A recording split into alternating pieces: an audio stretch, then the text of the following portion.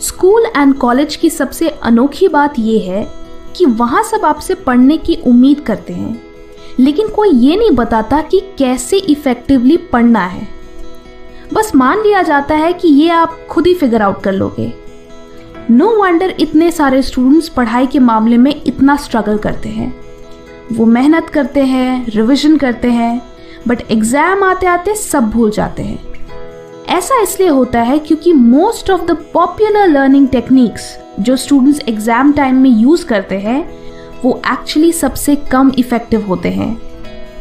आज के इस वीडियो में मैं आपको 2 ऐसे स्टडी टेक्निक से इंट्रोड्यूस करूंगी जो नंबर 1 हाईली इफेक्टिव है क्योंकि ये साइंटिफिकली प्रूवन है, नंबर 2 इससे आपको इंफॉर्मेशन लंबे समय तक याद रहेगी, एंड नंबर 3 कि इससे आपके मार्क्स सिग्निफिकेंटली इंप्रूव होंगे। तो पहली टेक्निक है एक्टिव रिकॉल।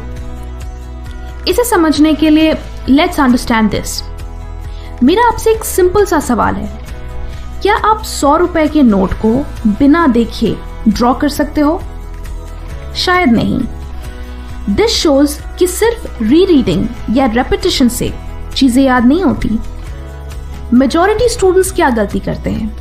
आप क्लासरूम में बैठते हो, इंफॉर्मेशन सुनते हो, फिर घर जाते हो, बुक रीड करते हो, करते रहते हो जब तक कि आपको वो इंफॉर्मेशन याद नहीं हो जाए।